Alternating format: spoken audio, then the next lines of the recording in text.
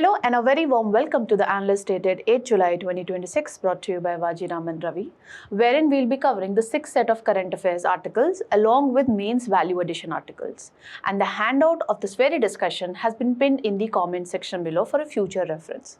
Now, beginning with the analysis section, in the first topic, we'll try and understand that what all steps the government has taken in the recent years to effectively unleash the potential of cooperative sector in India, and what all steps we more need to take in order to effectively realize the idea of Sahkar se Samriddhi. Moving on to the second topic, herein we'll try and understand how India and Indonesia relations have evolved over a period of time, right from the ancient times, and how India can effectively strengthen its strategic ties with one of the important Asian nations. Then we'll be covering two mains value addition articles, and lastly we'll be covering the prelim pointers, wherein the value addition has been done keeping in mind the prelim stage of the examination, so stay tuned.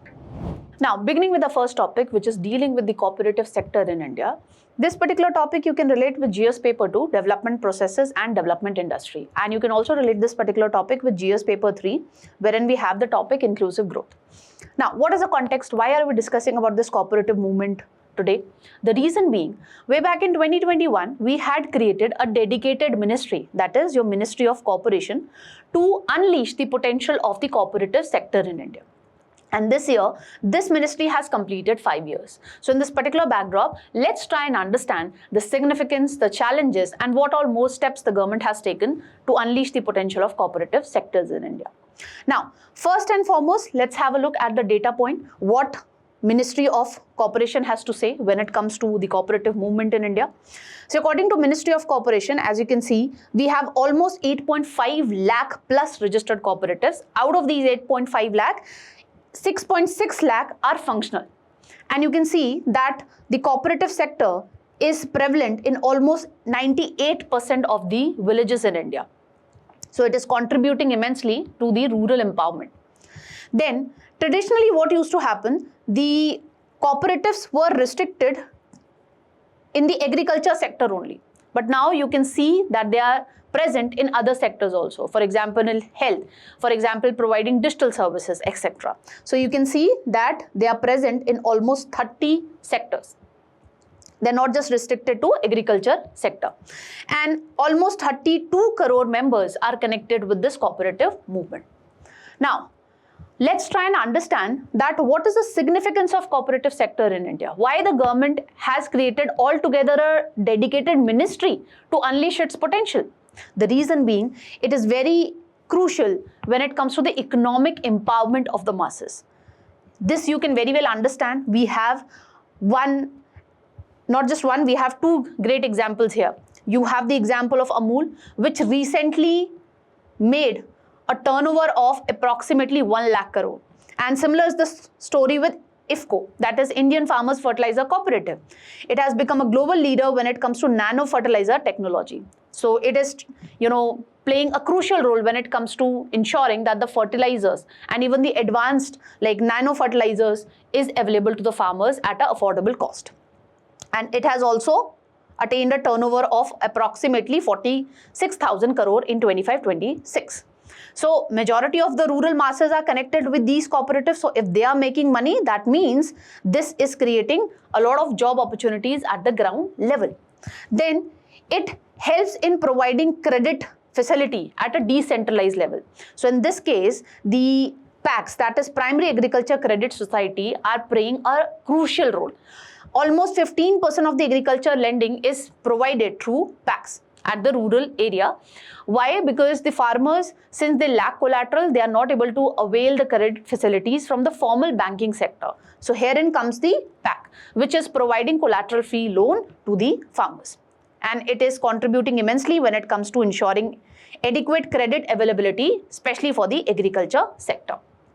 Then, how they are revolutionizing the agriculture input supply chain. So in this respect, you need to make note of what the Union Minister of Cooperation has to say, that today 20% of the agricultural credit and 35% of the fertilizer distribution is taking through via cooperative sector. So they are playing a remarkable role when it comes to ensuring that adequate credit as well as fertilizers are available to the farmers on time. And in this respect, you need to make note of the IFFCO, that is Indian Farmers Fertilizer Cooperative, which is contributing almost 29% when it comes to the complex fertilizer market and 19% when it comes to the urea market. So that is how the cooperatives are revolutionizing the input supply chain when it comes to agriculture sector, making sure that these inputs are available at an affordable rate. Then, how it is leading to empowerment of the rural masses. We right now looked into that how the cooperatives are present in more than 90% of the rural India. And when it comes to the cooperatives, they are actually based on the idea of production for masses and production by the masses. Now just focus upon production by the masses. This simply means that it is going to create more and more job opportunities, and since the cooperative sectors are present in almost 98% of the rural India, imagine the kind of job opportunities that we are going to create at the rural level. And one famous example that we have is Lijjat Papad, which was driven by the women. So it is also leading to women empowerment also, especially their economic empowerment. Then this is something we have already covered, that how more than 90% of the villages are already associated with the cooperative movement. Then we are also trying to reduce the post-harvest losses, which is one of the major reasons why the farmers, even after producing sufficient amount of the food grain, pulses or horticulture products, they are not able to realize effective incomes. The reason being that we have not put in place an effective cold storage infrastructure. So the government is trying to rectify this thing. So the government, under the world's largest grain storage plan, it is collaborating with the cooperative sector, and by collaborating with the cooperative sector, what the government plans to do, it is planning to set up decentralized godown at the level of PACS. Okay, Primary Agriculture Credit Society. And we are trying to create a storage capacity of almost 700 lakh tons. So imagine that how it is going to reduce the post-harvest losses and how it is going to help the farmers to realize better incomes. Because based on the price discovery, they can decide, now it is up to the farmer, they have to make a call that when they want to release their agriculture produce. Okay. Earlier what used to happen, when you don't have effective cold storage infrastructure, now even if the prices are crashing, then also the farmer was supposed to sell those products because it cannot store it. Otherwise, it would go waste. Okay. So we are trying to address that situation by putting in place effective cold storage infrastructure facility. Now, having understood the significance of the cooperative sector, let's look into some of the major challenges which is plaguing the performance of the cooperative sector in India. First and the foremost problem is the chronic financial crisis. Although right now we studied that how PACS, and then after PACS we have district central cooperative banks, how they are playing a major role when it comes to ensuring credit availability to the cooperative sector. But the problem is they do not maintain a proper transaction history, and that is the reason we are seeing that the NPA are on a rise. So the people who are associated with this cooperative movement, they are able to get credit, but they are not repaying it on time, and that is the reason the NPAs are on a rise, as you can see when it comes to the case study of Odisha. And this is the major reason why the formal banking sector are still reluctant to give the credit at affordable rate to the cooperative sector. Then another problem is the parallel dual control. Now, when it comes to the urban cooperative banks, or when you talk about the rural cooperative credit institutions, they are regulated by RBI as well as the Registrar of Cooperative Society. Now, this is the situation with urban cooperative banks. When it comes to the rural cooperative institution, they are majorly regulated by NABARD. And they would also be regulated by the RBI when it comes to the banking functions. So since there is a dual regulation, RBI looks into the banking functions, and when it comes to Registrar of Cooperative Society, they would be looking into the administrative and managerial functions. Now, what happens when you have two bodies regulating one single entity? If anything goes wrong, what would happen? The blame game would begin. And that was the case when it comes to the Punjab and Maharashtra Cooperative Bank. If you have dual regulation, why these banks are collapsing? The reason being that when you have two regulators, they play blame game and nobody is able to figure out the problem in real time. Then bureaucratic stranglehold is one of the problem. In simple terms, it simply means that what happens is the political party which is there in that particular state exercise considerable influence when it comes to the decision making of the cooperative sector. This is the case when it comes to the sugar cooperatives in Maharashtra, and this is the similar case when it comes to milk cooperatives in Karnataka. So here the board elections directly mirror the state assembly politics. So that simply means that here the decisions are not taken based on what is going to be commercially viable or what is going to be profitable for that cooperative sector, but they are guided by the electoral politics. That how we take such decision that it is going to help the political party in power in that particular state to get more votes in the upcoming elections. And even the elections of the board members are not conducted on a regular basis. So that is another problem. Then issues in integrating them with the broader economy. Now, when it comes to the globalized economy, we all know that in order to expand your business, you need to be connected with the e-commerce website. But that digital know-how is not available with the people who are associated with the cooperative sector. We are not talking about Amul, we are not talking about IFCO, we are talking about a very small cooperative, maybe a textile related cooperative which is working in one of the villages in UP. So they are not, if they are not connected to the e-commerce platform, they will not be able to expand their market access. Then another problem being that when it comes to the cooperative sector, since they are majorly working in the rural areas, they work on a small scale and they have a fragmented approach. It is not like in a single village, you will find many cooperatives who are maybe associated with textile only. So since one cooperative would be working in textile, one would be associated with the dairy, one would be associated with fishery. So you have a fragmented approach. Until and unless all the cooperatives who are working in one domain, maybe dairy, maybe fisheries, they are connected with each other, we will not be able to realize their potential.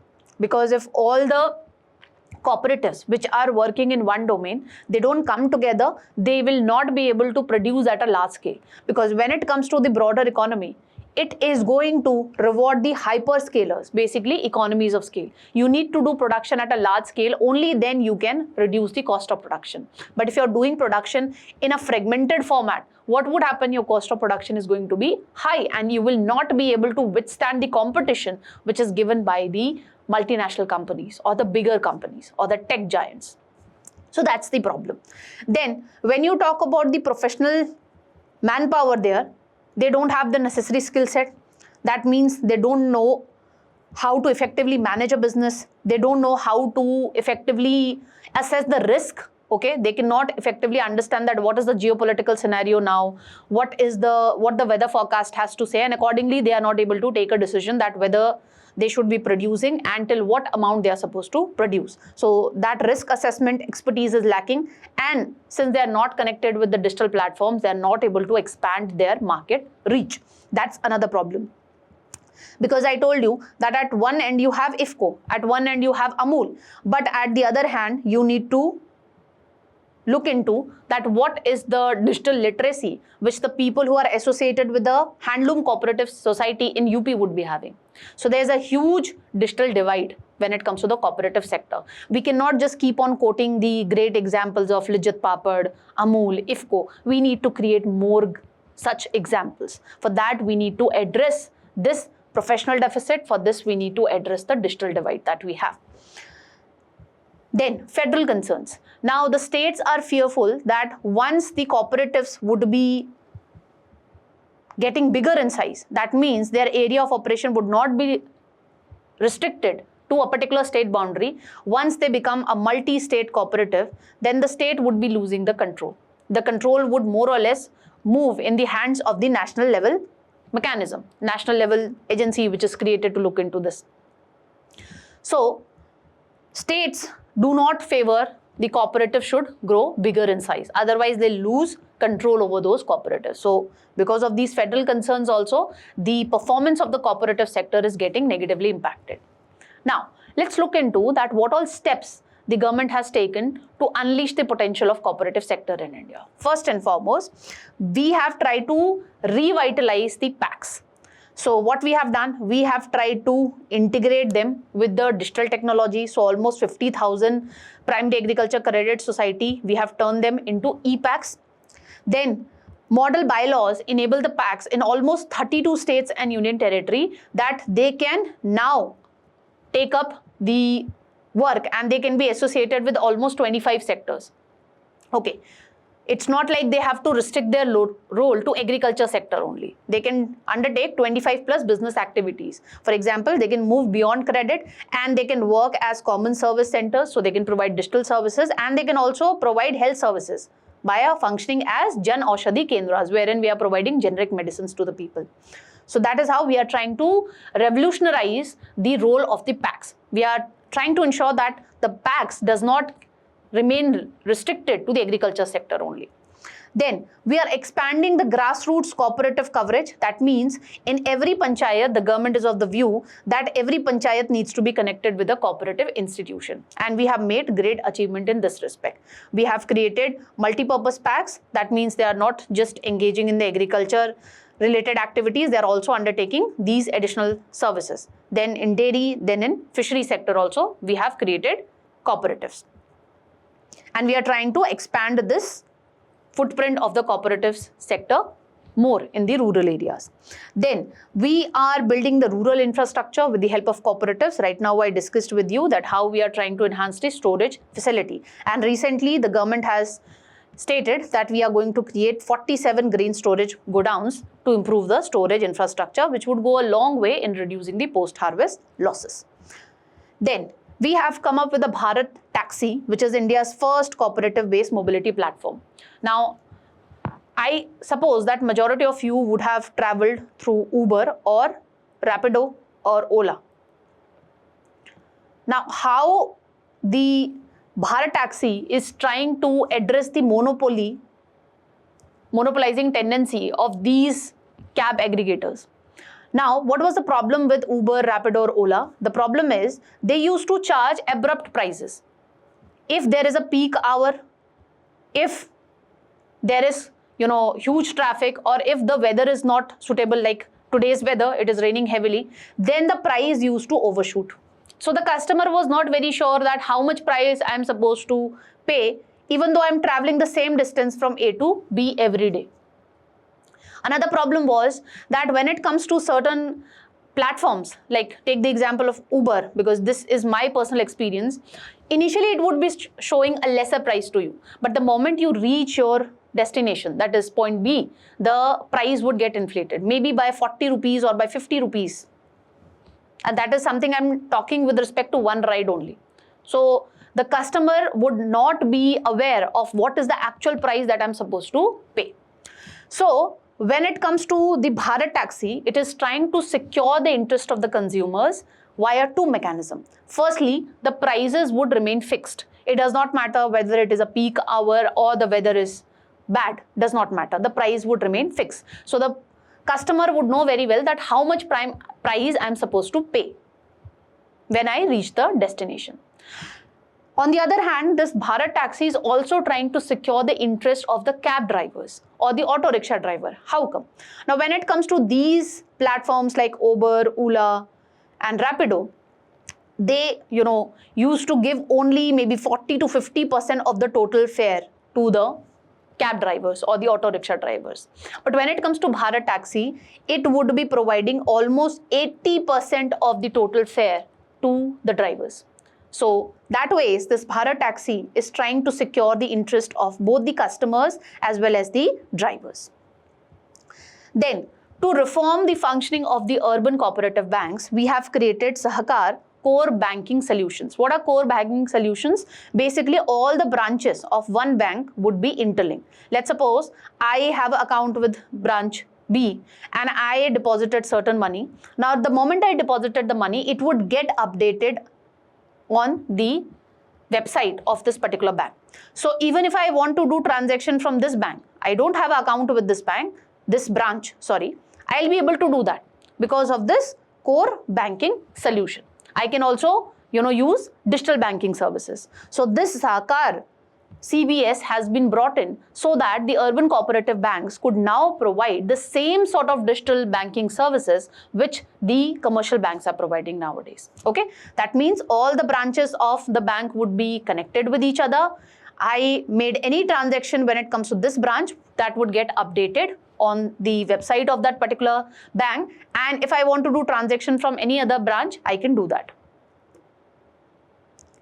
Then we have also come up with Sahakar Sahyogi, which is a conversational AI powered platform which is designed to enhance the customer experience and banking operations when it comes to urban cooperative banks. Then we are trying to come up with White Revolution 2.0, and herein the government has set a target that we would try to increase the milk procurement by 50% by 28-29. And in this respect, to improve the entire supply chain when it comes to the milk, we have created Milk Supply Review Dashboard portal for the National Dairy Development Board, which actually looks into the dairy sector. It has been launched so that we can improve the management of milk procurement and distribution. So basically the quality testing and from where the milk has been procured, all that detail would be there. So if anything goes wrong, we can trace that from where this milk was coming. Then we have also put in place certain institutions also which are going to enhance the capacity of the cooperative sector. For example, to provide the support when it comes to enhancing the exports, we have created a National Cooperative Export Limited, and we have been able to export the items or the products made by the cooperative sector to almost 38 countries. And this is the data that I have taken from PIB itself. Then when it comes to the organic products, if a cooperative sector is producing organic product, so the certification, the procurement, testing, branding, marketing, all would be taken care by the National Cooperative Organic Limited, so that we can incentivize a cooperative sector that you create more and more organic products, and this body would make sure that your brand reaches to the customer, not just to India, even abroad also. Then for distributing quality seeds, we have created another institution, that is Bharatiya Beej Sahakari Samiti Limited, which would be selling the quality seeds under the brand name of Bharat Beej, and this would be distributed via capitalizing the cooperative network. And lastly, for effective capacity building of the people who are associated with the cooperative movement, we have also put in place India's first cooperative university, that is Tribhuvan Sahakari University, wherein the training programs are to be conducted by NABARD as well as National Council for Cooperative Training. So we are trying to address the professional deficit when it comes to the cooperatives through this cooperative university. Now, what more needs to be done so that we can effectively realize the idea of Sahakar se Samriddhi? First and foremost, the center and the states, they both need to come together and they need to work upon enhancing the capacity building of the cooperative sector. That means such kind of cooperative university needs to be created more so that we can enhance their capacity building, we can address the professional deficit that we have when it comes to cooperative sector. Then both the center and the states need to take adequate steps so that we can effectively integrate the cooperative sectors with the digital platforms, okay, so that they can widen their market access. And we need to strengthen their market linkages. For this, the center and the state, they need to come together for effective branding and marketing of the products, which it is very difficult for the cooperatives to do on their own. Then for effective digital enablement or empowerment, what we need to do, we need to make the cooperative aware about the various steps the government has taken. For example, the government has created the Open Network for Digital Commerce. This was created basically to democratize the e-commerce platform. Now, before this ONDC came into picture, which were the major platform that we know? We know Amazon, we know Flipkart.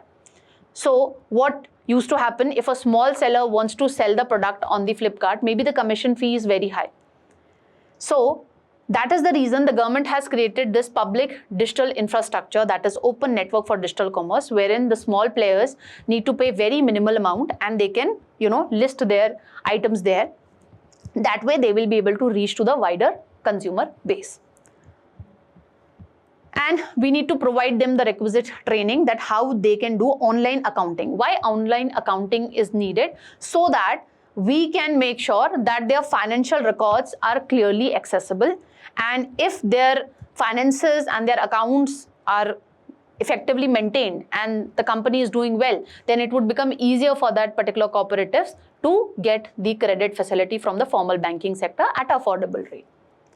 Then, when it comes to doing the capacity building of the professionals, what more needs to be done? We need to mandate that the multi-state apex cooperative recruit the top tier management through premium institutes like Institute of Rural Management, Anand, IIMs, Vamnicom, which is situated in Pune, etc.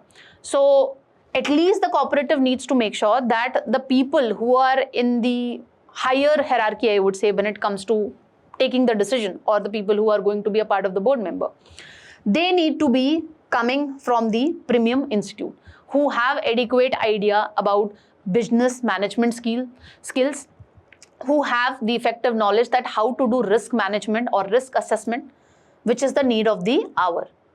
Only then the cooperatives would be able to make an effective decision or an informed decision when it comes to their production. Then we need to launch cooperative fintechs. Now these fintechs would be coming up with micro investment and nano credit. Because when it comes to farmers, or maybe the people associated with the cooperative sector, might not be requiring very huge amount of credit. They require very short amount of money or very less amount of money, maybe 5,000, maybe 10,000. So such nano credit platform needs to be created, keeping in mind that what is the credit that is demanded by the people who are associated with the cooperative sector. And we need to make sure that an automated collateral-free credit lines are created so that a person who is associated with the cooperative sector can get the loan instantly. But that instant loan would be based on transaction history, which would be maintained with the National Cooperative Database. Now, why there's a need to create transaction history? This would help us address the moral hazard. Okay, earlier what used to happen, let's suppose if a farmer is there, he does not repay the loan, the government used to go for farm loan waivers. So likewise, the other farmers who are paying the loan, they were also disincentivized that why I am repaying the loan. Ultimately, the government is going to waive off my loan. So we need to incentivize these people who are repaying their loan on a timely basis. For that, a transaction history, a well-updated transaction history is the need of the hour, so that more and more people are incentivized to repay the loan and they can get higher credit based on their CIBIL score or based on their transaction history, so that it becomes easier for them to get the loans from the formal banking sectors, okay, or from the fintechs. And we at the same time are also trying to ensure that there should not be any rise in NPA, non-performing assets. And lastly, we need to go for a data-driven approach. Basically, this point is saying that we need to assess that where do we need the cooperative sector, that research needs to be carried out. And if we feel that, okay, in health, we need more cooperative sector, accordingly, the capacity building plan or the program needs to be created by the government. Effective resource allocation could be done in this respect. Once we get to know that, okay, the packs are needed most in this particular sector, that would go a long way in effectively realizing the idea of Sahakar Se Samriddhi. Now, that is all that we have to know when it comes to this particular topic. Based on the discussion that we have, I have created a practice question for you people. So please practice this question. And with this, let's move on to the next topic. Now, the second topic is dealing with India-Indonesia relationship. This particular topic you can associate with GS paper 2, India and its neighborhood relations. Now, why are we discussing this India-Indonesia relation? Because the Honorable Prime Minister is on an official 2-day visit to Indonesia. And after Indonesia, he will be visiting New Zealand as well as Australia also. Now, when it comes to the recent visit, we have signed a lot of key deals. And you will be happy to know this, that our Honorable Prime Minister has been conferred with Indonesia's highest civilian honor. Okay, so this might be asked in the prelims, so please make a note of that. What are the key deals that we have signed? We'll be discussing that in a while. Now, first thing that we need to understand is how India-Indonesia relations have evolved over a period of time. So if you talk about the ancient times, Hinduism and Buddhism act as a effective cultural link between the two countries, and that is the reason you can see that there is prominence of Ramayana as well as Mahabharata in Indonesia art forms as well. Then during 1940s to 1950s, India played a crucial role when it comes to supporting Indonesia's struggle for independence against the Dutch colonial powers. And during this time, we signed a treaty of friendship in 1951, and both countries came together when it comes to NAM movement. Both countries aligned on the principles of non-alignment, peaceful coexistence, and anti-colonialism. Then, in 1960s, the relations were deteriorated. Why? Because India was engaged in two wars during this time. One was with China in 1962 and one was with Pakistan in 1965. Why the relations deteriorated during this time? Because the reason being, Indonesia maintained cordial relations with China even though India was engaged in a war with China. And when it comes to India-Pakistan war, at that time, Indonesia openly supported Pakistan and it even provided Pakistan with military assistance. So that was the reason the relations deteriorated during this time frame. But then during the Cold War era, that is 1966 to 1980s, during the time period of President Suharto, the relations improved. Why? Because Indonesia decided that it would be distancing itself from China, and at the same time, the President Suharto decided that he would be rebuilding the relations with India. And this was the time when the two countries also signed the Maritime Boundary Agreement in 1977. Then we had the Look East policy and the Act East policy of India. In both these policy, we are trying to improve our relation with Indonesia as well as other Asian countries. And that is the reason the relation between the two countries have improved over a period of time. Now, what are the other pillars of cooperation? So when you look at the economic and the trade domain, Indonesia is India's second largest trading partner when you talk about the ASEAN countries. And the bilateral trade between the two countries is approximately $29 billion in 24-25. Although the goal is that we have to increase it to around $50 billion. What are the key items that India import from Indonesia? So we import coal, palm oil as well as rubber. And what we export to Indonesia? So we export refined petroleum, telecom equipment and agricultural products. Now, when you talk about the investment, as you can look into the figures, that India's investment in Indonesia is comparatively less as compared to Indonesia's investment in India. And the two countries are trying to work upon the trade facilitation. That means constantly they negotiate with each other that how we can further improve our trade relation and how we can further reduce the trade barriers. And the two countries are also in talks that how we can go for local currency settlement. That means instead of repaying for the imports in dollar, how we can repay for our imports maybe in rupee. So that is local currency settlement. Then when you talk about the infrastructural aspect, we have try to improve the fintech collaboration or the digital payment related collaboration, because in this visit also the Honorable Prime Minister has pointed out that this thing is in pipeline. India's UPI, we are trying to link it with the Indonesia Quick Response Code Indonesian standard. So that would enable seamless real-time digital transactions. Then we are trying to improve the direct economic and tourism links with Indonesia. So herein comes the Andaman-Sumatra connectivity, wherein we are trying to link the Andaman and Nicobar Island with Indonesia Sabang port. Here you have the Sabang port and here you have Andaman and Nicobar Islands. Okay, so they are just separated by less than 150 nautical miles. So if we connect them through shipping, so tourism could be improved a lot. Then why the country is important from the strategic and security point of view? So the two countries have coordinated patrol, so that is enabling them to effectively collaborate when it comes to dealing with the piracy related incidents, when it comes to the maritime security. Then the two countries have various defense related bilateral exercises, for example Garud Shakti for army, Samudra Shakti for navy, and Indonesia in this recent visit has stated that it is going to acquire BrahMos missile from India as well as in India's Astra, which is beyond visual range air-to-air missile. You need to let me know that BrahMos missile, what kind of a missile it is. Then when it comes to the defense industry collaboration, we have defense industry exhibitions wherein the both countries focus on this thing, that how we can come together and we can jointly produce defense equipment, how we can share military technology and how we can further improve the maintenance and logistic support, especially when it comes to the naval vessels. Then, Indonesia is very crucial for India. Why? For putting in place resilient supply chains, especially when it comes to the critical minerals. Why?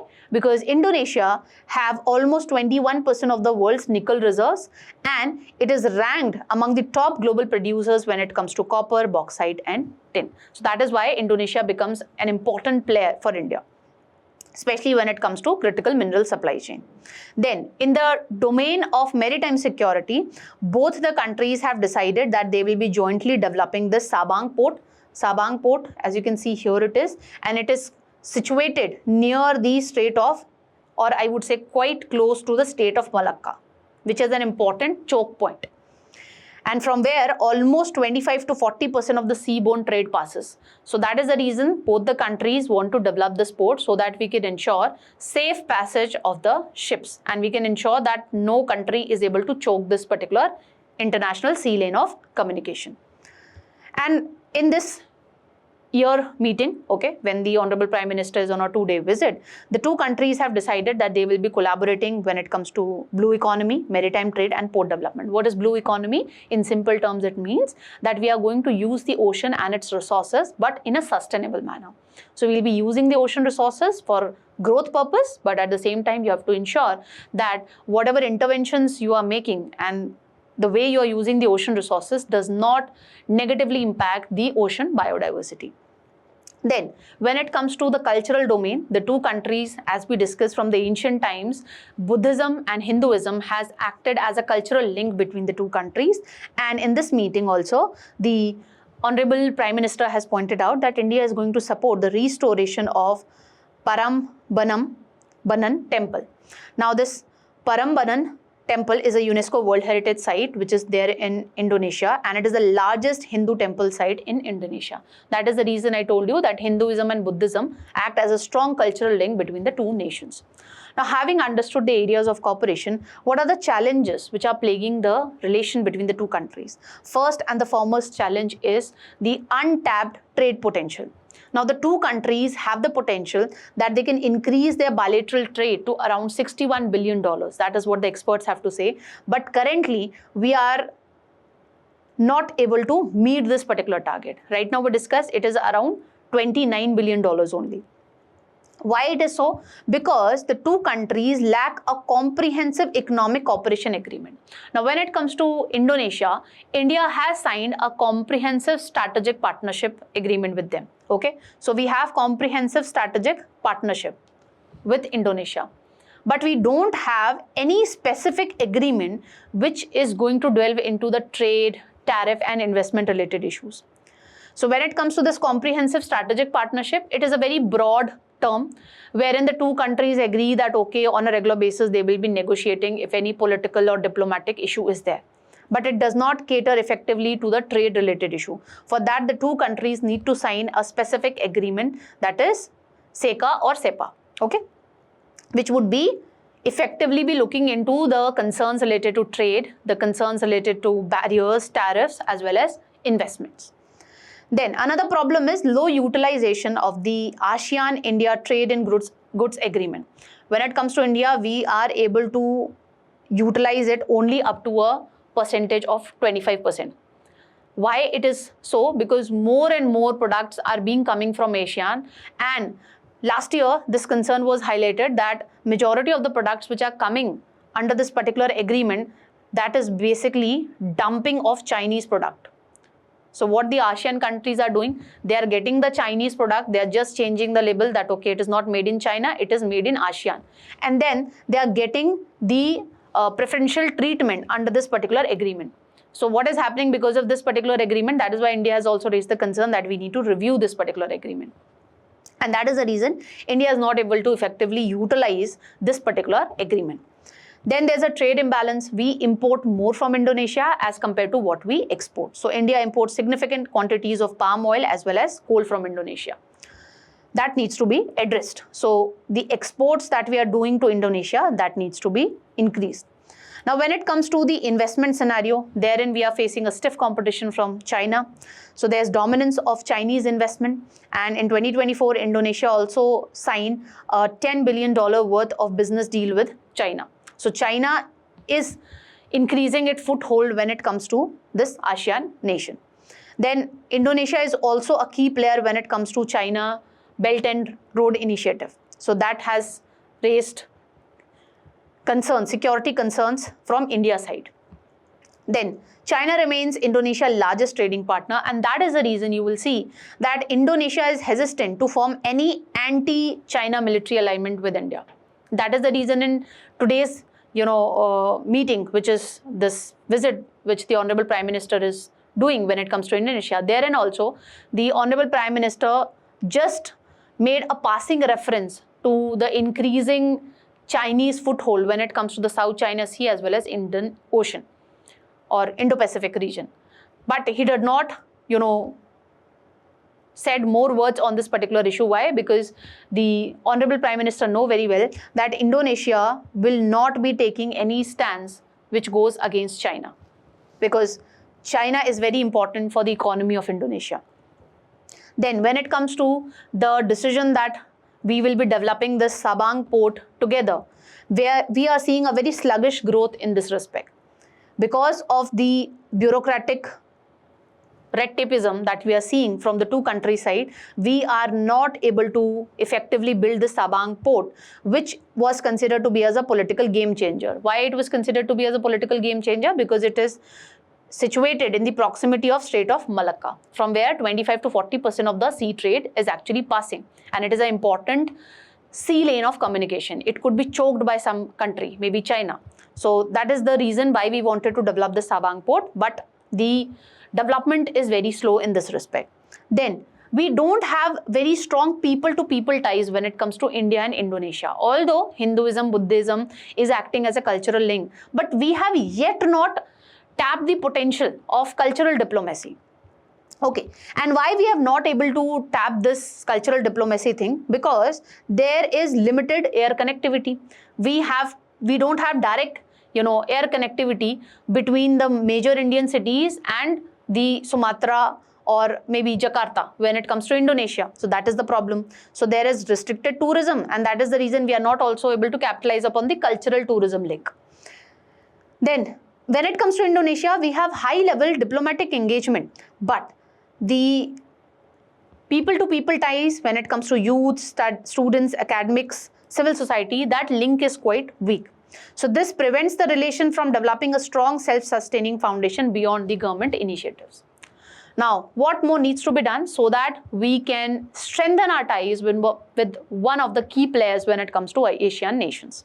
First and foremost, we need to tap the yet untapped potential when it comes to the trade domain. For that, as we discussed right now, we have comprehensive strategic partnership, but we need to move and we need to sign an effective comprehensive economic partnership agreement so that we can effectively collaborate when it comes to areas related to trade, related to investment, related to the tariff barriers and all, tariff and non-tariff barriers.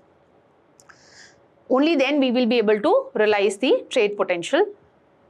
Right now we have set the target that we need to increase it to around $50 billion, but the potential is around more than or exactly around $61 billion. So that needs to be unleashed.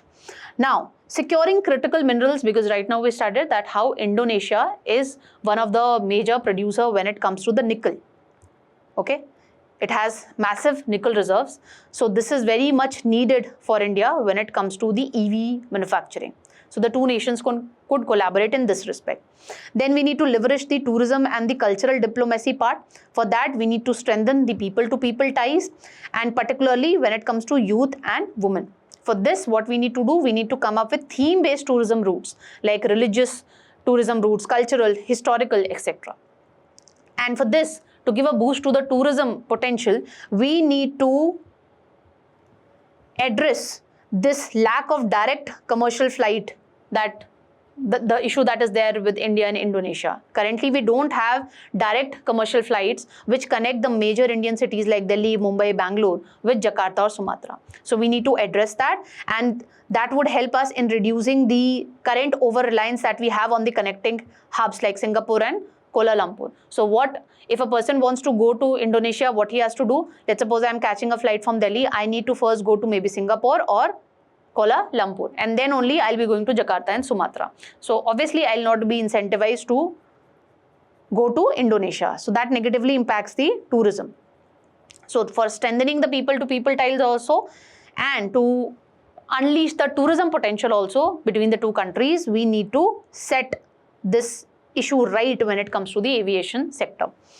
And the two countries can effectively collaborate in those areas wherein we are not, questioning the power of China. So they can identify the areas of collaboration, for example, EV manufacturing. In this domain, two countries can collaborate. For example, blue economy. So that is going beyond the China factor. And both countries need to push back if there is any coercive method being adopted by China. So we need to raise concerns with respect to that, and we need to keep our pragmatic channels of communication open when it comes to China, so that we can effectively point out that what are the concerns that we have with respect to the infrastructure projects that you have created, maybe in South China Sea or in Indian Ocean region. That's all that we need to know when it comes to this particular topic. So based on the discussion that we have, I have framed a practice question for you people. So do practice this question, and with this, let's move on to the mains value addition part. Now, let's begin with the mains value addition part. Now, the first topic is related to education. Recently, the Union Education Minister has released certain data points related to education. So whosoever is writing this year mains, and the people who are writing next year mains also, please make a note of all the data fact that I am going to discuss, because all this data fact has been given by the government itself. So you can quote wherever you are writing an answer related to education sector. Okay. So now when it comes to the Education Ministry, it has come up with a comprehensive report wherein it has pointed out the data fact related to the education sector, and the name of this report is Unified District Information System for Education Plus. For the academic year of 25-26, this data point has been released. And what we get to see in the data point is that we have made a progressive shift when it comes to gender equity. So that means we are seeing more enrollment of the girl child, and at the same time we are also seeing that more women teachers are coming up. So that is what the article points out, that progressive shift towards gender equity on both teaching as well as learning side. Now, what are the key data points that we get to know from this particular report is that women now account for more than 50% of the total teachers. Then we have seen improvement in the enrollment of girls, although I don't find that the improvement is very huge, because from 48.3 last year, we have just made an improvement of 0.1%. But government being government, okay, but you can quote this, that there has been a increase in enrollment of girls also. Then when you talk about the dropout rate, when you talk about class 6 to 5th, there has been a reduction in the dropout rate from 2.3% to almost 1.8% this year. And the same reduction we have seen when it comes to the dropout rates, when it comes to the secondary level, that is class 9 to 12, we have seen a reduction of almost 1.2%.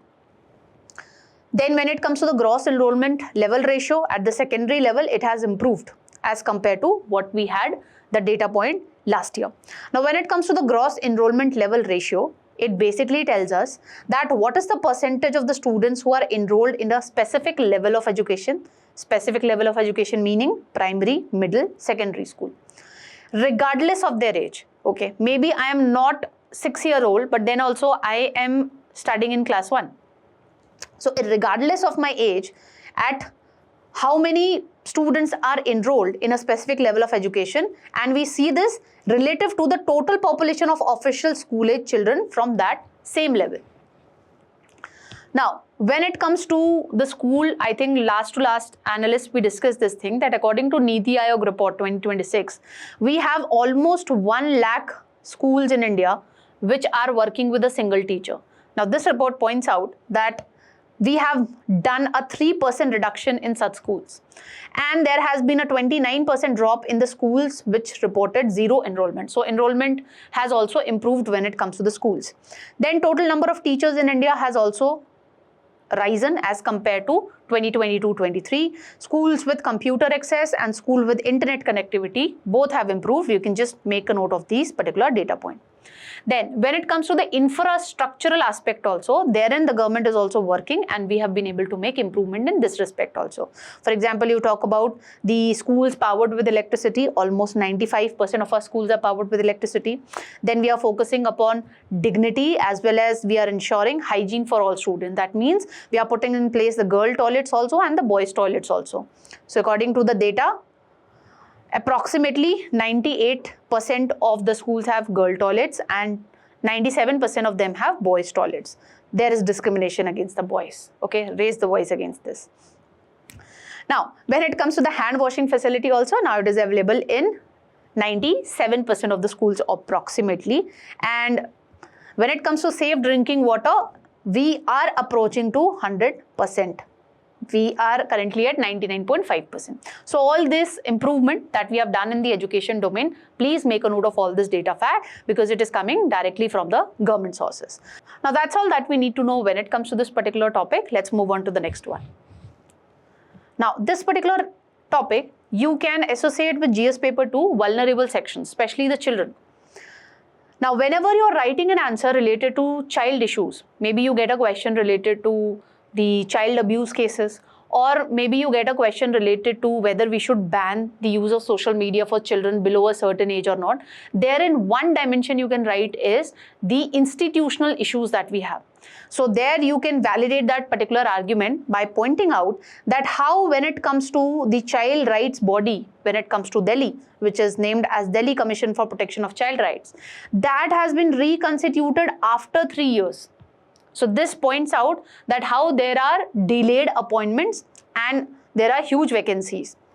So this is something which you can quote to outline the institutional related problems whenever you are writing an answer on child. Okay, these are the additional things that the article mentioned, that appointment that has been done would be there for 3 years. Once the commission, this has been done after 3 years when the post became vacant, and when it comes to the appointees, they will be enjoying a term period of 3 years, but in case they attain the prescribed age limits, that is 65 years for the chairman and 60% for the members, then even before they complete this 3-year term, their term would be ending. Okay, so this is an important argument that you can use when it comes to issues related to the institutions that we have put in place for preserving or securing the child rights. And you can validate that by giving this example of Delhi child rights body. That is all when it comes to the mains value addition. Let's move on to the prelim pointers. Now the first article when it comes to the prelim pointer is talking about the informational privacy, which is currently being debated. Why?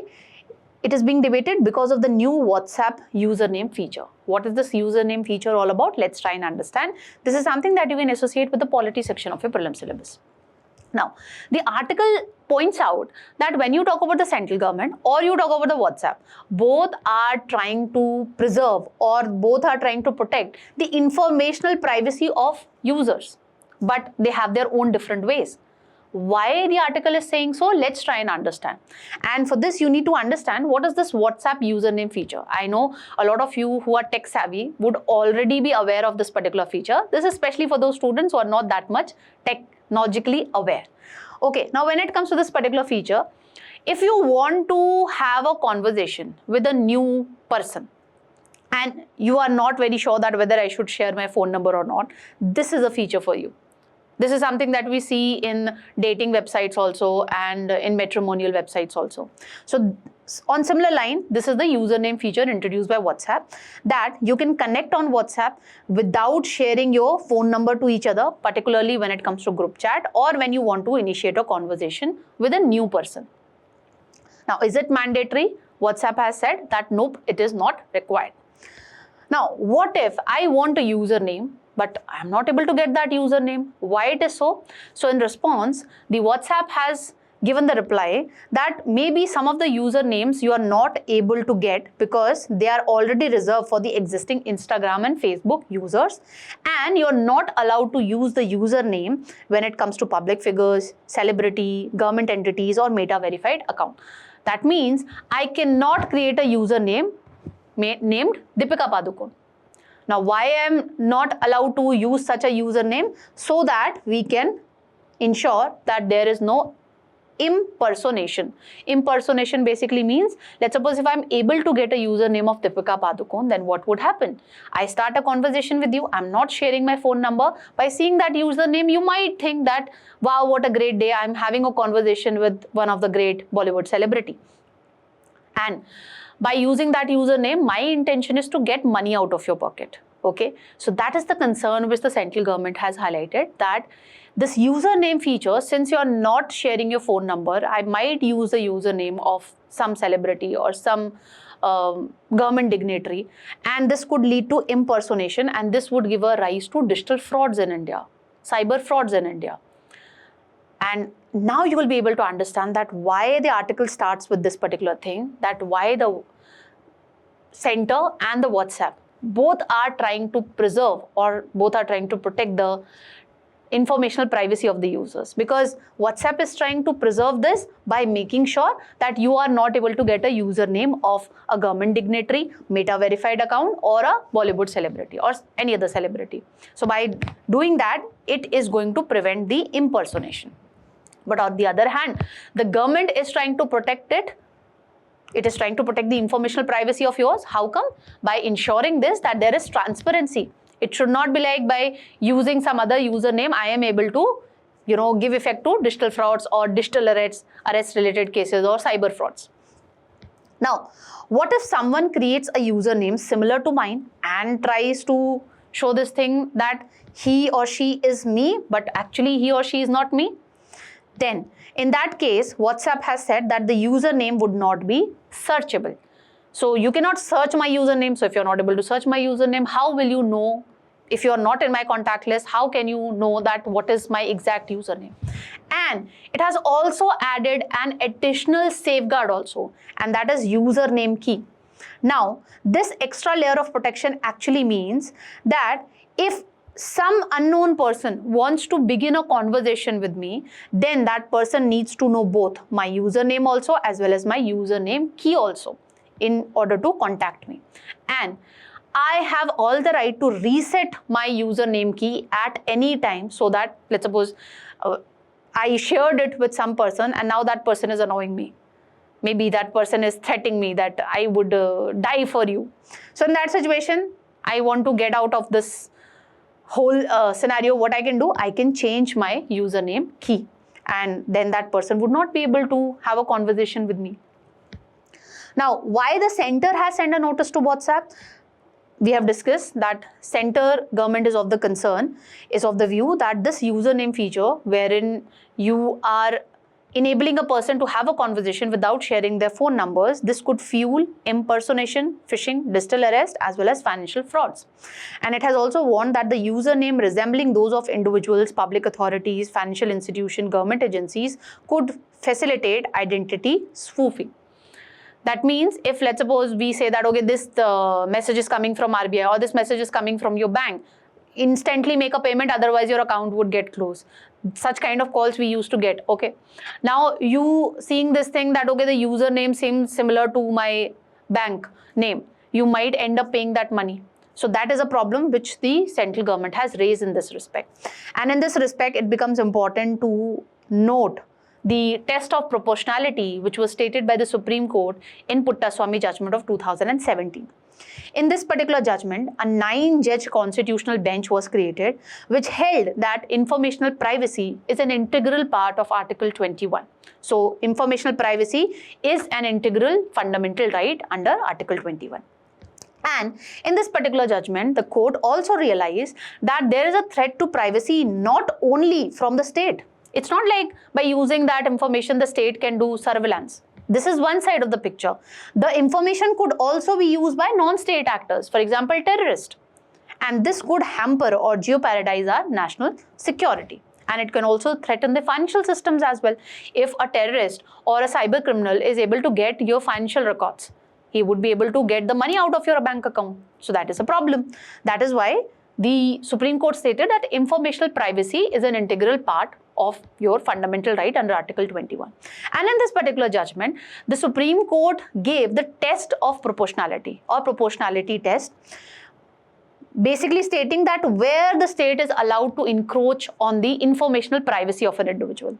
So through this test of proportionality, what the Supreme Court tried to state that there needs to be a effective or a rational balance between the objective that you're trying to attain, or what is the goal that you're trying to attain, and the means that you are adopting. So what are the aspects of this test of proportionality? Let's look into that. So in this particular test of proportionality, the Supreme Court stated that if you are encroaching on the informational privacy of an individual, that needs to be backed by a fair, just and reasonable law. And the ultimate goal that you're trying to attain, that needs to be a legitimate one, that needs to be a fair one. And lastly, the means that you're going to adopt, that needs to be the most restrictive. It needs to be the less intrusive measure. And there should be a case that there is no other alternative that you can meet this legitimate or valid goal. Okay, so it must be proportionate. That means the state action, both in its nature and extent, must be necessary for a democratic society. So this was all about the proportionality test, which was given by the Supreme Court in Puttaswamy judgment. That's all that we need to know when it comes to this particular article. Let's move on to the next one. Now, the next article is dealing with the index of services production. So on the line of index of industrial production, we are going to come up for the first time with the index of services production. Now this particular article you can relate with the economy section of your prelim syllabus. Now, a technical advisory committee was created to look into that how we can collect the data so that we can come up with this index of services production. Now this technical advisory committee has stated that we will be relying on the GST data. Whichever firm has registered on the GST network, we will get the data. Then we will be relying on the administrative data, how the banking sector is performing, how the airlines is performing, all that data we'll be able to get. That is administrative data. And lastly, we will be relying on the annual survey of incorporated services sector enterprises. So these are the data points that we are going to use to come up with the index of services production. And when it comes to the technical advisory committee, it has made it very clear that when it comes to this particular index, it would be covering the formal services sector. That means it would not be a measure of informal services sector in India. Why we are not able to rely completely on the GST? The reason being, it is not mandatory that a small business has to register on the GST platform.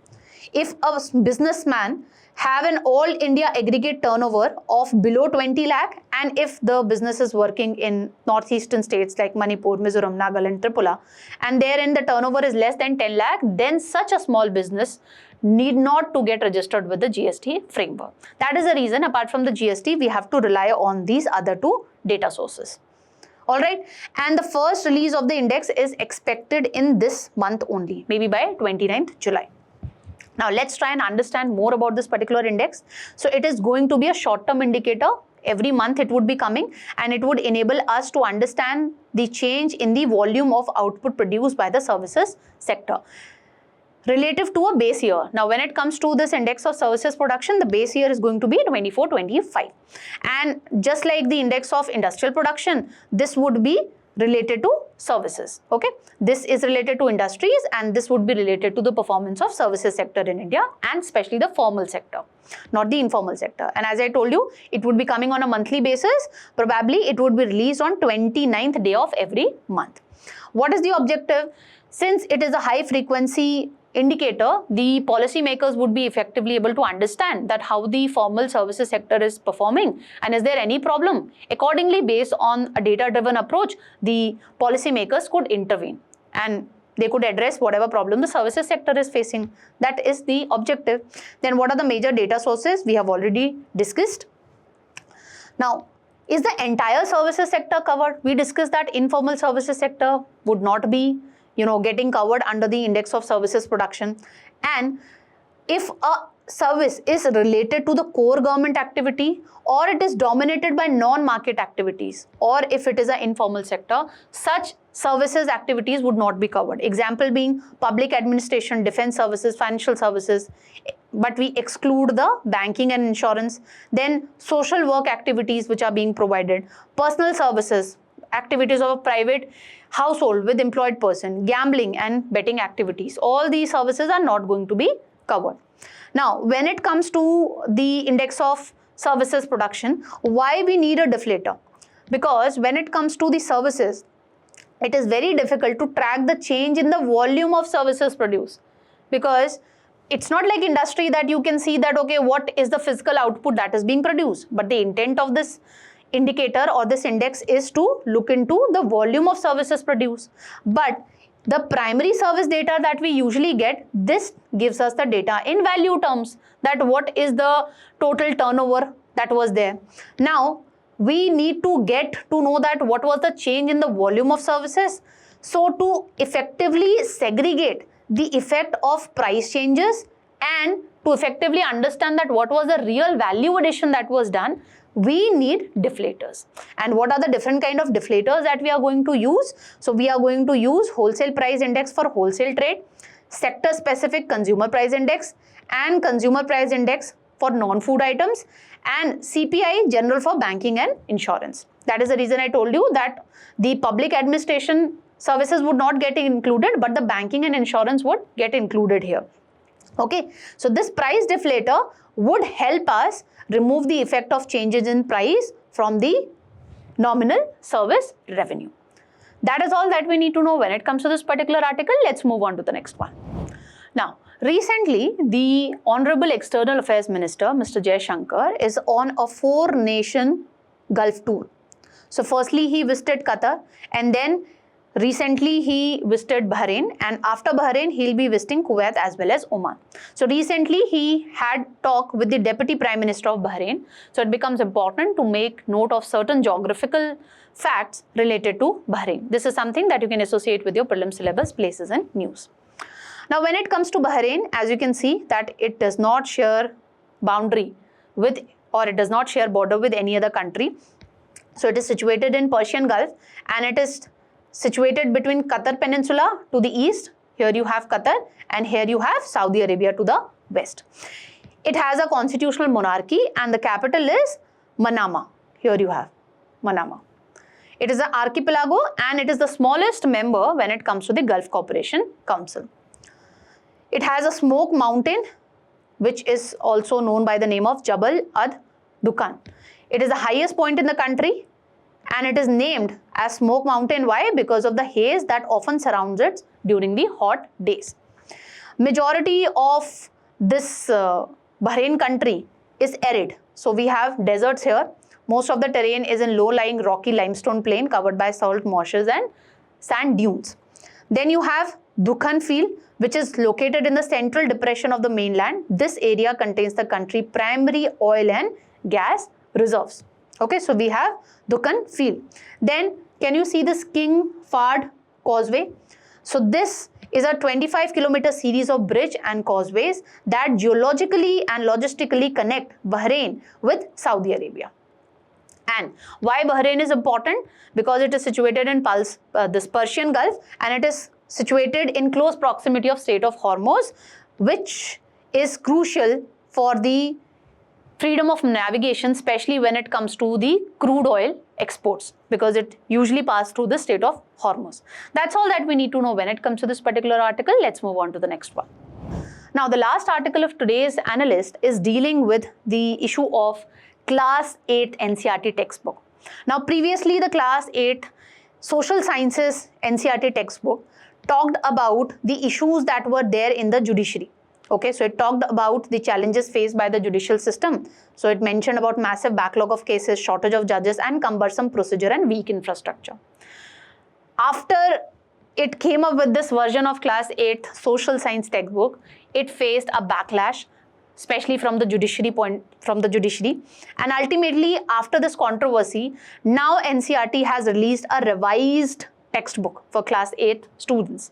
They have dropped the disputed portion. So now instead of asking why an independent judiciary is necessary, now the NCERTs would be asking that why justice is important for a just and harmonious society.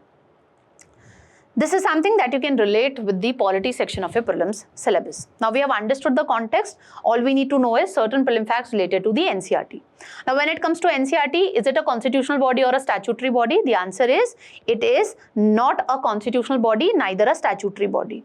It is an autonomous organization which was set up in 1961 to assist and advise the central as well as state government on, how we can improve the school education. Now, what are the main objectives of NCERT?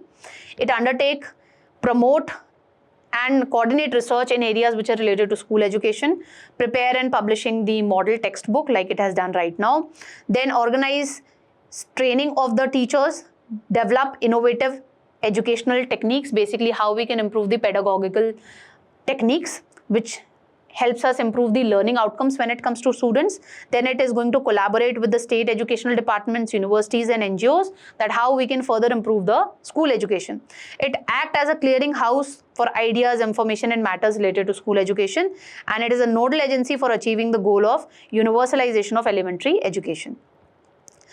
It is going to be the implementation agency when it comes to bilateral cultural exchange program in domain of or in the field of school education.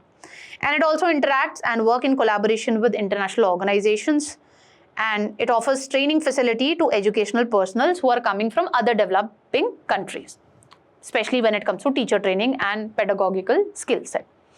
Now, when it comes to the NEP 2020, NCERT has been considered to be as the nodal agency which would be developing the national curriculum framework when you talk about the early childhood care and education, school education as well as adult education.